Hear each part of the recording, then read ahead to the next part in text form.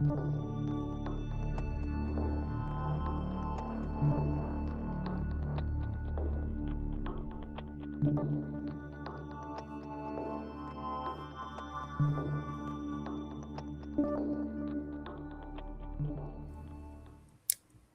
still had the world play chess.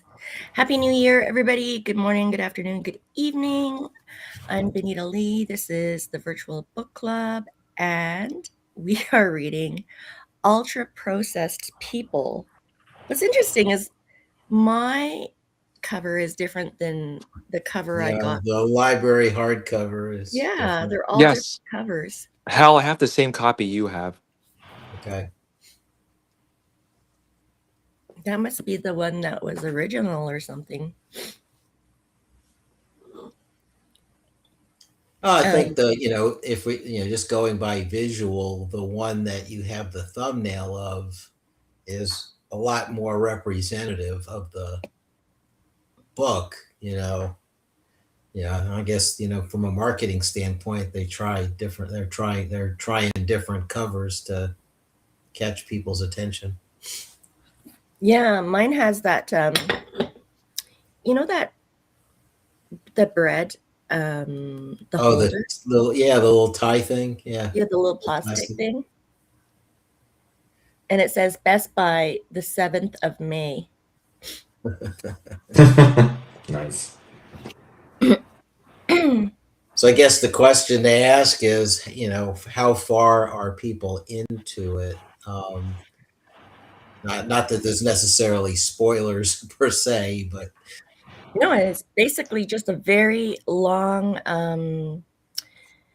reference book, and it hasn't seemed to stop me from eating all the things I wanted yet.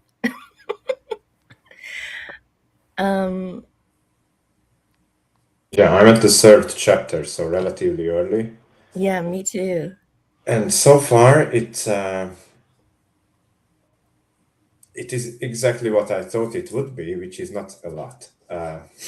So yes, food that a bread that you can eat in 1 year's time isn't a bread, right? And just because a chocolate has a nice packaging with a mountain, that doesn't mean that it's healthy. So you don't need to do a lot of research to know that. On the other hand, if people read the book and it will convince, I don't know, just 5% of the readers to eat less useless food, then it reached its goal. As a literature experience, it's not amazing so far. Not a lot of surprises either, but it has a purpose. I think that's well put. I read it in December, so I did finish it last month, and in my infamous rating scale, I gave it a 3.5, but I think you summed it up well, friends. It's to me,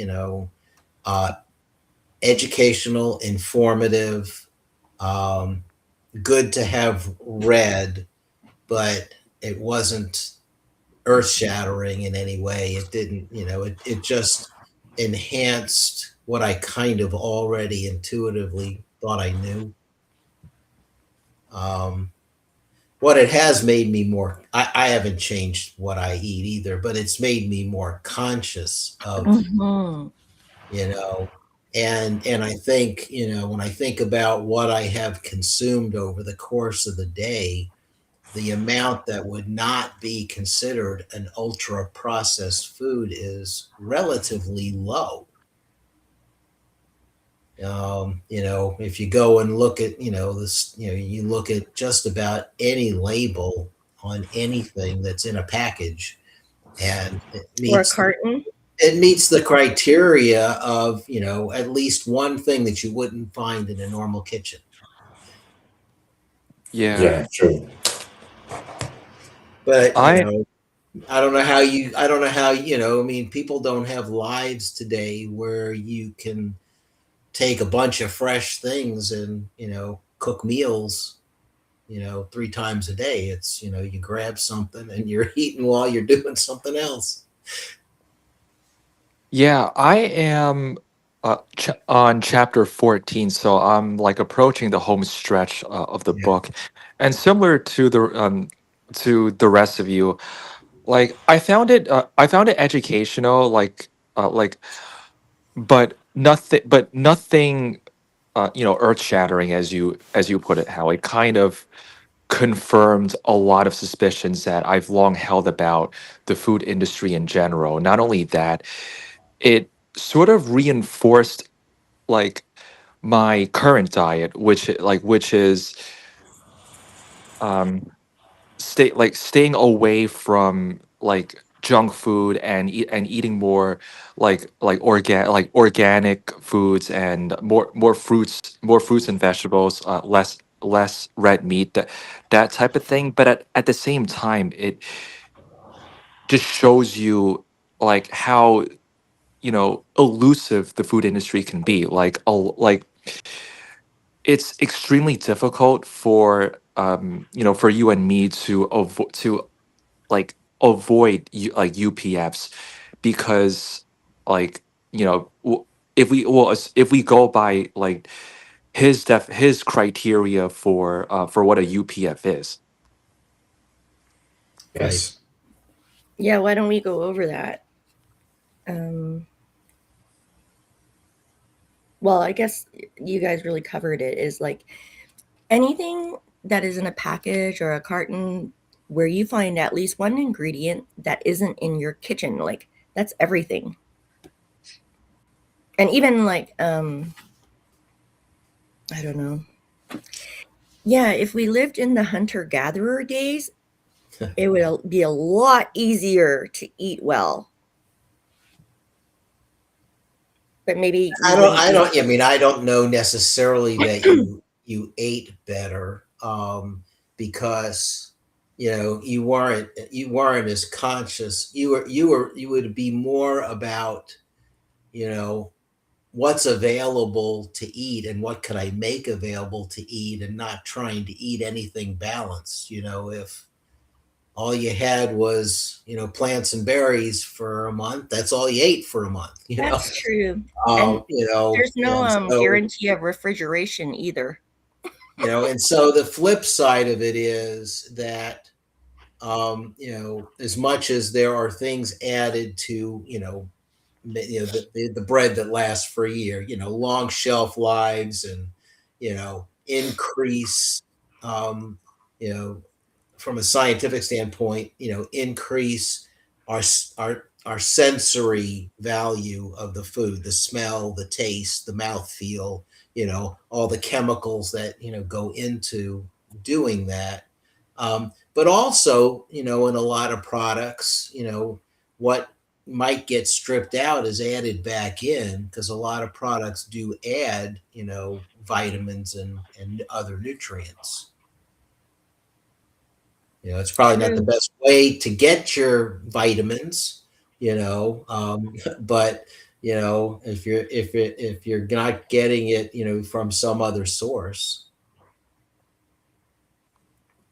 Yeah, But it's that's true. interesting. I think, if I remember correctly from the book, unless I'm remembering it from something else, he was talking about the fact that that his kid was eating like 2 bowls of cereal.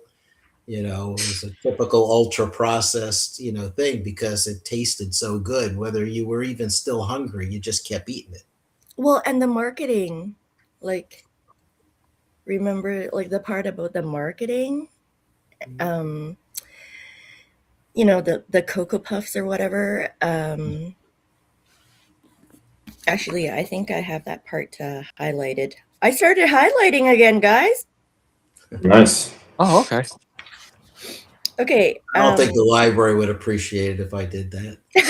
No, no, Yeah, no. like don't do that in your library copy.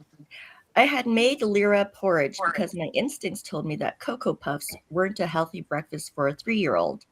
Although everything on the package seemed to indicate otherwise, the box was covered in reassuring nutritional information. 50% of your daily vitamin D, 30% less sugar. In the UK, we have traffic lights to indicate whether food is healthy. Um, So in the fun thing about this book is that he has footnotes. Like, so he has an asterisk at the bottom of where he leaves an asterisk in the body. And then he says, this mascot has been enthusiastically selling Pops in the UK since before I was born. According to YouTube, cereal mascot history aficionado Gabe Fonseca in the countries where the cereal is known as Cocoa, Choco Pops, or Choco Krispies in the US, where it's sold as Cocoa Krispies. There have been monkeys and elephants, but the current mascots are Snap, Crackle, and Pop, who also represent Cocoa Krispies in Canada. So the interesting part was how he talked about like the food regimes in all of our countries, or like in the UK, in the US, and in Canada. And then the food industry is so smart. I don't know if smart's the right word. They're That, crafty. yeah, There, it's so crafty that they can market it as different things in each country, and the ingredients can be different in each country according to their, their CFIA rules, their FDA rules, their and also the um, taste preferences of different Mhm. cultures. Like, that's scary. Yeah, I mean, you think about it, it's all rational behavior by the food companies Yep, because it's a highly competitive industry, and totally. so But the then it's like Procter Gamble or whatever, like, owns, like, everything or something like that. Like, there's, like, 3 food companies that own everything, every UPF in the world. And isn't that scary that we're all eating the same food from 3 different companies? Like, that doesn't sound good.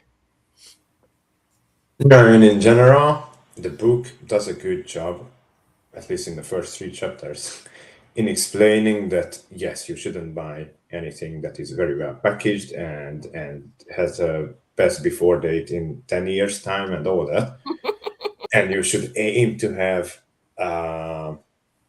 like less processed food, and it does shed some light on the things, on the misconceptions, right? Everything that has light on it as a text, or everything that has a B whatever nutritional score on the packaging, that doesn't mean anything. And light is usually not healthier.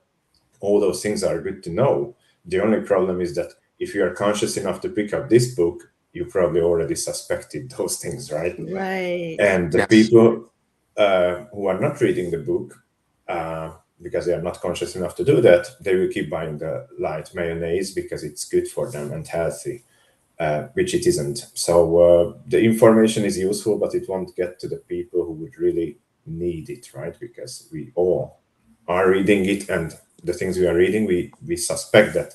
And there are things that prevent you from go ahead and home grow all your vegetables, right? Yeah, if In only your we all had the apartment in space. downtown. Mhm. So then you will go and accept half okay things because that's what you have. And even if you buy everything fresh and raw, you go to the market, pick up a piece of chicken. It might not have had the same amazing life as a chicken 200 years ago on the countryside, right? No, Right. most of Right. them are full of steroids to make them grow faster and plumper. Mhm. Yeah, and there's also less space for them to run around like free range style, and that also influences Yes. like the color of the fat as well as the overall fat content and vitamins. Well, this book, it was really depressing. It was like that That's a nice moment. way to start the year. Yeah, it was like that moment when, when you were like in grade school and hot dogs were your favorite food until that guy told you that do you know what hot dogs are really made of? And you're like, "Ugh, why?" Yeah, but I think even just the average person, if they if they work, if you're not, if you haven't taken the steps to really educate yourself Yeah. on it, someone could go and say, well, I had a Nutri-Grain bar or a granola bar for breakfast, and I had a tuna salad sandwich for lunch because I didn't want the processed meats, and I ate salad, but you didn't mention the fact that you slathered it in cheese and dressing, and all, and you felt like, I'm now eating healthy, right? The average person would say, that they are, and at the end of the day, you just ate a bunch of ultra processed food. True. Yeah. And Yeah, and so, to but it's a disincentive for the food companies to want you to think otherwise. They want you to think that, yeah, that granola bar is a lot better for you by all means, until you read the package. yeah, um, well, to the packaging thing, it's like, did you get that part where food companies, at least in the UK, they don't have to tell you exactly what's in that package. They just have to tell you all of the ingredients that they might or might not use. Now, That's my right. understanding, and this may be solely in the US, I don't know, is that, when you have a list of ingredients on a package, it's listed in the order of quantity, I'll call it. So what's listed first is the most predominant ingredient in that Right. product all the way down to the lowest, so if you start reading, the engineered, human engineered stuff that isn't real food earlier in the list as opposed to later in the list, I guess that's a relatively better thing. Yeah, Yeah, it would. going by that logic. Yeah, it would, which would require you to start like in the middle or maybe towards the bottom of the list, depending on how long it is. Yeah. So, like, you're reading backwards. And like Ference brings up a good question, is like the only people that are able to eat healthy are the people that are very wealthy. Yeah, that.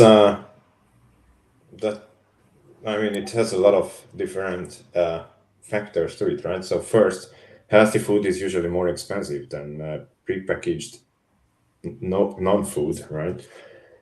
Secondly, it also depends on what is accessible. It is healthy to eat some of the, I don't know, it's healthy to eat tuna and salmon and all those things to some extent. Not every day and 20 kilos, but to some extent it's good for you. But if you are in Central Europe, no direct access to sea, as either in Hungary, it is less easy for you to buy a proper kilogram of tuna than when you live next to the sea. So a guy goes in the morning, catches whatever tuna they have there, and you buy it 2 hours later, right? So you will have options depending on where you live, and you will. I mean, the only obligation we have is to try to make conscious choices, but then we are all limited to what we have and don't have. And you can't force yourself to always try to go 100% natural and homegrown because that's simply not an option. Yeah, So the other thing too that I don't recall him going into, but was striking me, thinking about my eating habits, is that the stuff that you would not consider an ultra processed food is is is lower in calories than the things that are ultra processed. So proportionally, even though you feel like you might not be, that you're trying to do a good job, I had, carrots and celery, before I had dinner, or something like that. The percentage of the calories you're getting from the ultra processed foods, is still a vast majority of calorie consumption. Yeah, so you're saying that it's harder to feel full or like reach your daily intake of calories with real food. Yes. But one of the things and this was way before I started reading this book, this has been a habit I've started, a few years ago, is, eating at home. I'll do a plate of, celery, cucumber, carrots, something like that, just a bunch of, fresh vegetables. Um, and then I'll do a salad and put, very little dressing on it and very little cheese. And, so that by the time I'm actually eating a meal, I've already consumed a fair amount of food, but there's not a lot of calories in all that stuff I just ate. It could add up to, maybe 100 calories up until the point of, now the real meal, and a few bites later, I'm now up to 1,000 calories, you know. Was that like a was that like in an attempt to make yourself more full or to have the good stuff first before you Yeah, I mean, just trying to, because when I would think about the fact that, breakfast was probably grabbing a granola bar, or, something that I wasn't thinking about whether it was ultra processed or not, and lunch was, a sandwich or something like that. I didn't feel like I was actually eating anything terribly healthy up to that point. got it. So it was sort of a relatively inexpensive way to make sure every day, just make that part of the habit. You know, all bets are off when you eat out. Don't eat at home, but Mhm. Yeah, no, I've seen how I got this from my friends with kids is how they like pack the lunches for their kids or when they have snack time is like they just give them like a few little baby carrots and a few slices of cucumbers and then I started doing that for myself because it's too hard to eat those things in abundance, you know? So I thought, okay, I'll just start by um, giving myself a kid's size portion of everything, all of those things that I don't really like, but I know that are good for me. I mean, I remember, a million years ago when I was a kid, when you brought your lunch to school, that's the stuff you were trading away. So you could get Yeah. the bag of chips or, the ding dongs or whatever, you were trading away those veggies you didn't really want. Yeah, trading away like the tomatoes for a bag of potato chips. Mhm. Absolutely. Yeah. Who in their right mind would think that's a good trade, though?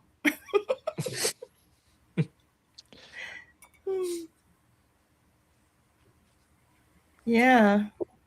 One of the things they do here, uh, where we bring our school to kindergarten, is they every year when the school or kindergarten year starts, they give you a small paper saying on this day you are gonna pack fruits and vegetables. Second day, make them a sandwich. Third day is fruits again. So it's all listed out. And they Oh. also send along with that paper some other notes that you shouldn't buy these all pre-made croissants and chocolate and chips isn't what your kids should bring to school because it's not good for them. And at the end of the whole stuff, there is a note that you should grab this and put it to your fridge so you remember it. It's a nice way to approach things. Yeah. That's handy. Yeah. I Yes. mean, I think, I don't know. I mean, by default, you should know it, right? But Yeah, by people default, you who should know go it. the easy way, if if they do put it on their fridge and read it, yeah, I shouldn't put all these 100 packs of Cheerios and Pringles to the kid for tomorrow. Then they will remember, yeah, maybe I will try something else, right? I And forgot it's to. also simple because they have a pre-made list for every day, so they don't have to think about all the logistics. A lot of times when people And they're buy terrible learning. food, it's because of logistical reasons, because they have Yeah. 30 Right. minutes for lunch break, because that's what they found on the shop nearby, because they had 10 minutes to decide and 5 minutes to eat it. So a lot of times it's about logistics and timing. And if that part is fixed, it's easier. If you have your proper food Yeah, and prepared, also, then mhm. that solves some of the issues.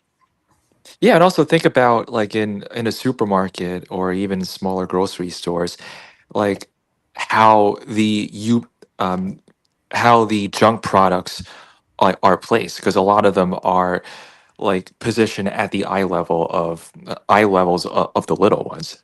So Yes. if it's at their height and they're able to grab it all, like off the shelves, then all bets are off.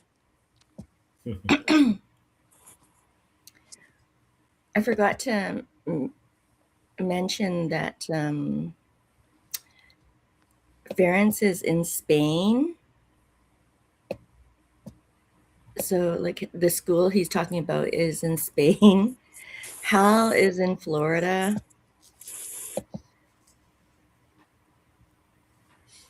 And Stephen is in New York.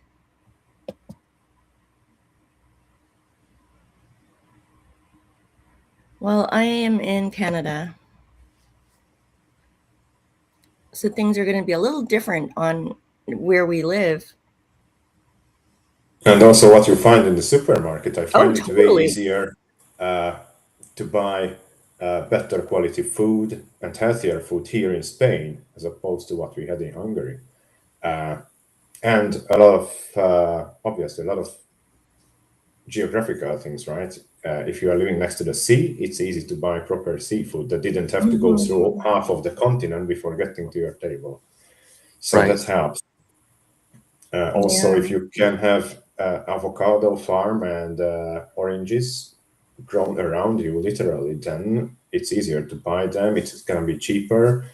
It's going to be in literally every single supermarket. So one of the things that was new for me when we arrived is even if you go to at least here in Malaga, if you go to the smallest supermarket, you will have the option to freshly squeeze orange juice for you, and the whole liter Wow. costs anywhere, whether it depending on whether it's season or less of a season, somewhere between €4 to €6 for 1 liter, which is nothing, really. Oh, for 1 liter. Yes. I think you're paying that for a glass here. Yes, right. Same in Hungary. Mm-hmm. So it depends. So a lot depends on where you live and what the options are. Here it's, yeah, I find it easier to make better and more conscious choices. Yeah, no, that's a great point. Like, depending on where you live. Like, if the closest grocery store to you is the gas station, then Yes, you're and not going to be eating very well. And then the sad part about it is, like, um, there's a lot of the population in the States that's where they get their food. And also like one peculiarity about the geography of the states is that many of the major population centers are in the eastern states or the Midwest, but the majority of agriculture occurs like in the interior of the country. I would say like Midwest closer to the western states. Um, s- so that means that all the major population centers that are in the Midwest and eastern states rely like solely on the logistical networks from the more western states where the food is grown, like to transport like that food over. And certain crops, like don't last as long when they're being transported over as others. Let's say like potatoes. I'm just giving an example offhand. S- Um, so that can also influence the your availability in your grocery store, depending on where you live. Yeah, really great point. I mean, yeah, when you think about it, it's like the farmland produces the fresh food, and then it has to be, I mean, like, and to like Ference's point, it depends a lot on logistics of having to bring that food to processing centers, and then it, there's like so many nodes before it shows up on a grocery store shelf. Yeah, and you don't know how old the food is going to be by the time it hits the shelves in your store. Yeah, in Canada, where the major cities are so far apart, like they're most of them are close to the states, um, but we're so far apart. Like you can go and drive for like many, many miles before you hit the next town or the next city. That's a consideration in Canada.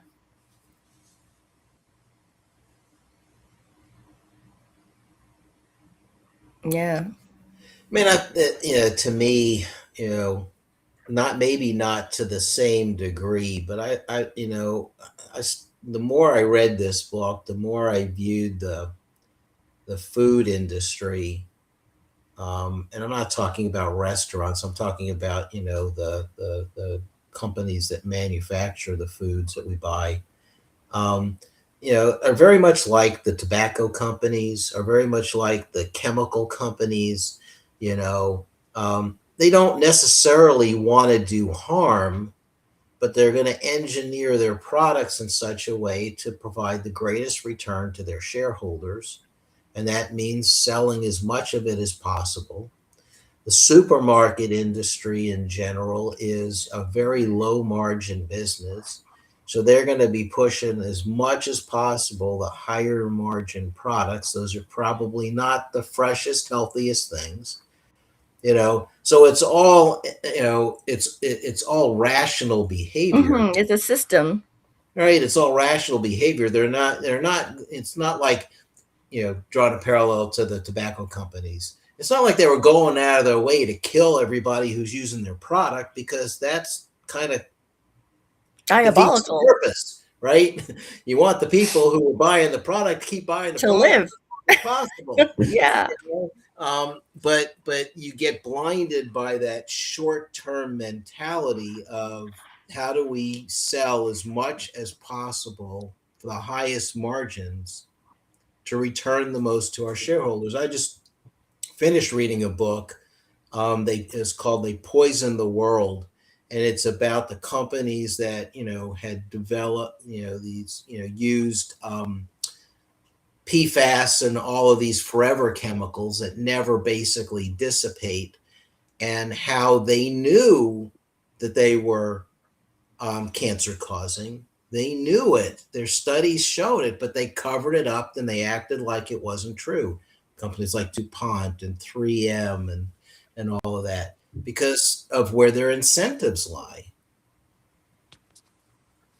And could it be like, did it mention, like, I read an article that showed me the 5 foods that were made for wartime.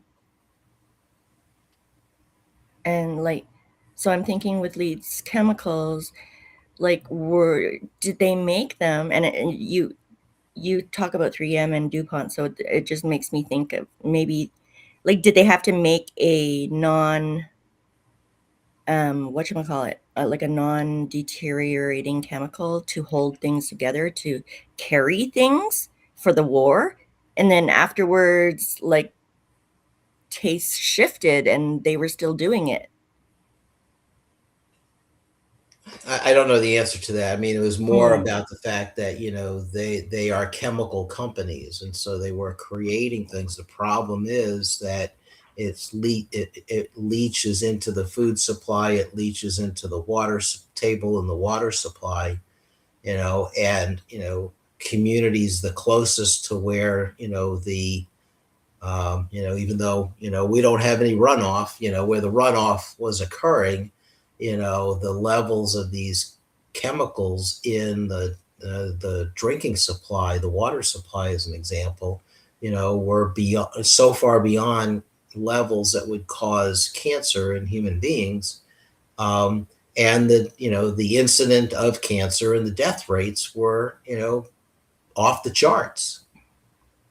Yeah, no, it's all the chemicals, the water, the food we eat. Is like we live for so much longer than our ancestors do, but then there's these diseases and you don't know which came first, the chicken or the egg. It's like, do we have these diseases because we now live like double the age that we used to? Or do we have these diseases because of the things that are keeping us alive?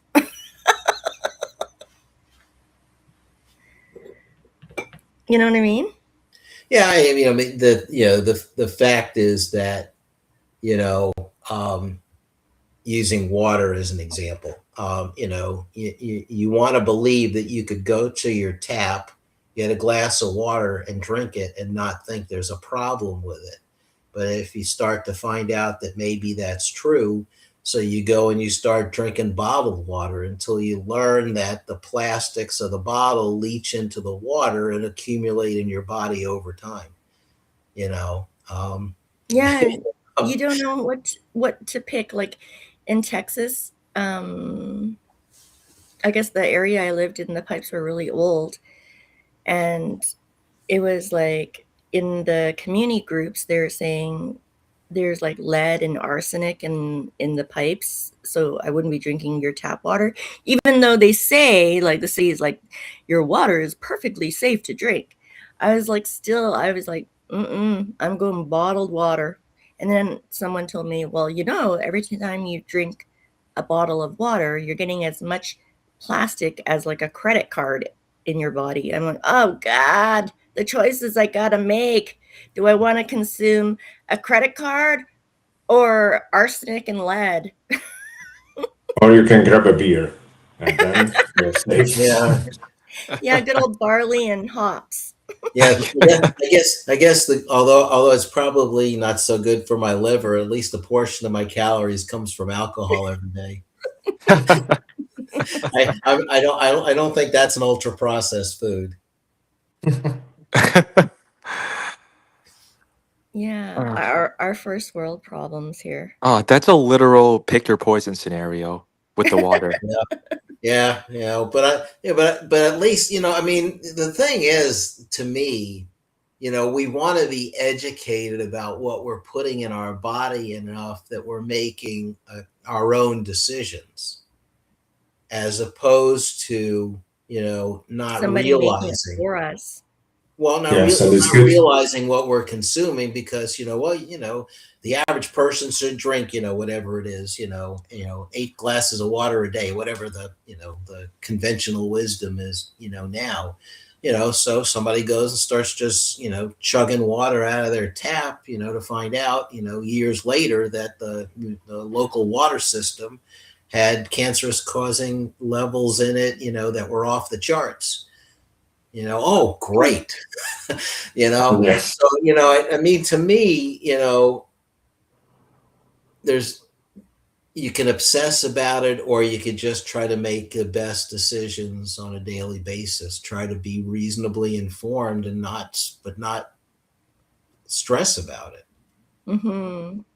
Right. Yes, and it's good that you brought up the parallel with the tobacco industry. So a few years back, I don't know, it could have been 10 years ago, don't remember, but they stopped calling light cigarettes, in at least in Europe, right? So there were Marlboro Light and Pall Light, and some people wanted to believe that because it's light, it's good for you, and it's not as good for you, obviously. So they stopped that, and you can call it now blue and whatever else, but not Oh, light. is that what happened? Yeah, and that's, I mean, the very similar thing is happening with the light mayonnaise, with the Coke Zero and Coke Light and all those things. Exact same thing, just with a different stuff, right? No, I'm a true believer in full fat everything. Yeah, I'll take the full fat. Even whole milk? No, I don't. I do 1%. Oh, It's too thick. It's like the viscosity disgusts me. understandable. Yeah. Well, I'm going to finish this book. It's a great one to read, like one chapter at a time, so that I'm not like overly disgusted at myself and what I eat. But I am reading this, our next book. And yeah, the hard copy was cheaper than the paperback. How do you explain that, you guys? How do you explain the hard copy? No, I gave up on the library. I moved in 3 weeks from 35th in queue to 31st in queue. So I released my hold request and bought my own copy. Oh, you did? Oh, you didn't feel like waiting? I think I'd be waiting until after we were finished talking about it. I mean, I hope this is large print. Yeah, it is large print. So, because like, look how thick it is. Yeah, well, there's a lot of stuff at the back, that's. Well, there's pictures in the middle. I won't start reading it till later this month. I got to finish a couple other books before then, but it's not as, I don't think it's as daunting as it looks. No, it's not. The print is humongous. Yes, that's definitely large print. Yeah, no, I'm really happy about that. I finally understand why they make large print. I'm at the age where I finally understand why that they do that. It's funny you mentioned that. Generally when I listen on a book on audio and I'm going for my typical, 4 or 5 mile walk, I can usually count on it being about the equivalent of 45 to 60 pages, plus or minus. Okay. If I were actually physically reading. But I've been listening to Carl Sagan's Cosmos book. Oh, and I'll get finished walking 5.5 miles, and then I try to do the conversion, and it's like 33 pages. That sucks. So it's because of the density of the words on. Yes, but like, Carl Sagan's got to be one of the best descriptors of all time. Well, I'll tell you, the book I'm listening to was a republication in 2013 that included some forward. So it includes an introductory forward from Neil deGrasse Tyson. Right. The audio book is narrated by the actor LeVar Burton. Right, and then only the part where they could keep the I feel like I'm listening to Geordie LaForge from Star Trek telling me, Cosmos, and he says everything with so much passion that it's just like, it was, I think it was like, it came across on Audible on sale for, I want to say like $2.99, and I go, oh, sure. Yeah, no, it's one of the best of all time, and like I think like it's like a good one for kids going it's a good bedtime story too. It's just like, how can you not be in awe after it is in when you see those lists, like the 100 books of all time that people should read before they die, those kind of book lists, Cosmos is always on that list. Oh, really? I didn't realize that. Yeah. It's considered a classic that, 46 years since it was originally published. It's still 100% relevant today. Yeah, it's amazing.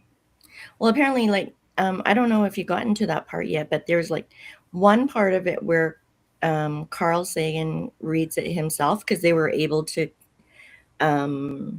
keep the recording. Like, It's not in the version I'm listening to. oh, It's because, and I mean, I've got 11 minutes left. I didn't okay. finish it today, so Yeah, there's one version where they were able to keep his recording to a readable state, and then they did whatever they technologically advanced it, and then you can kind of hear his own voice. But if you want to hear, like, if you want to be introduced to him, I would suggest listening to Pale Blue Dot on YouTube, and then it kind of gives you an idea of like what you're gonna get when you read a Carl Sagan book. Pale Blue Dot. I like to share that poem. No, it's not a poem, it's a writing, but it sounds like a poem. I like to share it on Earth Day. Like that's a fun one. Yeah, no, we got a really awesome lineup. We've got, okay, first we're reading Ultra Processed People. You do not need to read the book if you want to just come to book club and like make comments, come to the studio, discuss with us. And then next month is 1929, Andrew Ross Sorkin, New York Times bestseller. This was a #1 international bestseller, apparently. Yes, it was. Yeah, Why We Can't Stop Eating Food That Isn't Food. yeah, 1929 has sat in the #1 or #2 slot on the New York Times bestseller list now for weeks. Really? Yeah. Yep. I like Yeah, I'm it. I looking like forward to it. it. You make a good point, about, books. Sometimes we do read books that you got to read. Like, I mean, it would be hard to have a conversation about a fiction book that we read unless you've read. Right. But, you think about these topics, you could talk about food and you could talk about the Great Depression without having necessarily read the book. Mm. Yeah, no, and like I should have invited the farmer that I follow for the ultra processed food. I mean, not that he would know like a lot about the book or anything, but he's got to know a lot about the agriculture industry and how that works, and it could supplement our discussions. So I think that's what I'm going to do for 2026. If I'm going to make one little adjustment, is that I'm going to start inviting people that might want to talk about these topics, and then introduce them to Would be you nice. at the book club. Oh, that would be a very welcomed additional perspective, just depending on the themes of the books. Yeah, I think so. Not that I'm bored of you guys, because I love it that you even show up, but maybe it's less intimidating for someone to know that they're just showing up for a certain book and a certain topic like once or twice a year than it is to commit to like coming every 2 weeks to a virtual book club, is what my thought process was. Yeah. And then it could liven it up for us, because you know how we get when somebody new comes. We're just like, we're so excited. Ah, yeah, we're in awe. I know. We're like, have some cookies. Make yourself comfortable. They're not ultra processed cookies.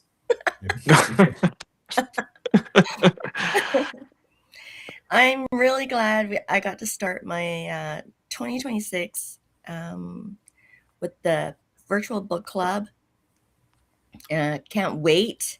Like the books this year, like I feel like the ones that came out last year and this year, like there's so many good ones, which wasn't the case during the pandemic, I think. I feel like, I don't know. Well, that one we're reading in March, the fiction Project Hail Mary, because of the announcement of the film version being released in March, it has come back up on the bestseller lists again. So it was a bestseller when it came out, and it's now it's got a whole breadth of life interest into it. Yeah, no, that's going to be fun too. Hail Project Mary. No, Project Hail Mary. Right. And then, before we know it, the beginning of February, I'll start the process for our April selection. Yep. Yeah, you want to get in Nice. before that happens, people. We're an ultra democratic book club. We vote on our books. And your vote has ability to sway the selection of each month. Yeah. And that's how we come up with these books. I'm really excited. I mean, it seems daunting now that I've listened to so many books on audio. These big books seem daunting. Yeah, since I'm finishing the audio book I'm listening to, obviously tomorrow, the next one I queued up is a Robert Dugoni book, who did the World Played Chess, called Hold Strong, and it's a historical fiction. And when I saw the amount of hours and minutes it was, I was a little like, wow, that's kind of long. So the page equivalent in both hardcover and paperback is 555 pages. Wow. What's that list behind you on your bookshelf? Oh, I started just tracking some goals, so it's a focal point for me to, keep focused. I track goals in my planner. There's like a little habit tracker. See this? Yeah. Nice. So there's like 1, 2, 3 goals I track, and then every day of the week I just check it off. And my goals are walk Louie twice. Remember to bring your keys with you when you do it. Yeah, that goes along with that without saying. And eat my vitamins and supplements every day and get 10 minutes of exercise. So I'm not very hard on myself. These are like basic things. Well, make them achievable so you don't get frustrated. Exactly. I set the bar low and I just like overachieve every time.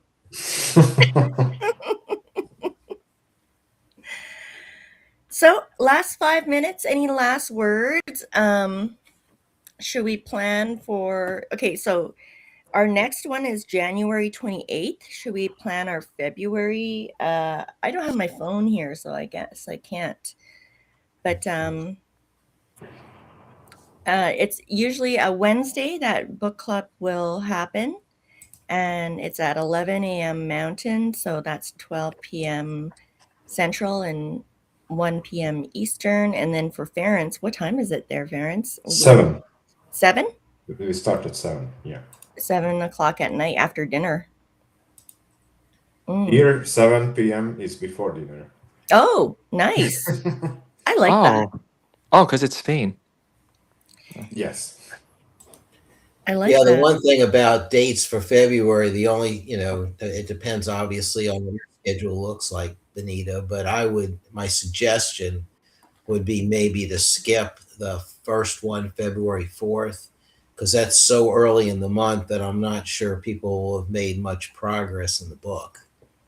I agree. Yeah, exactly. Yeah, makes sense.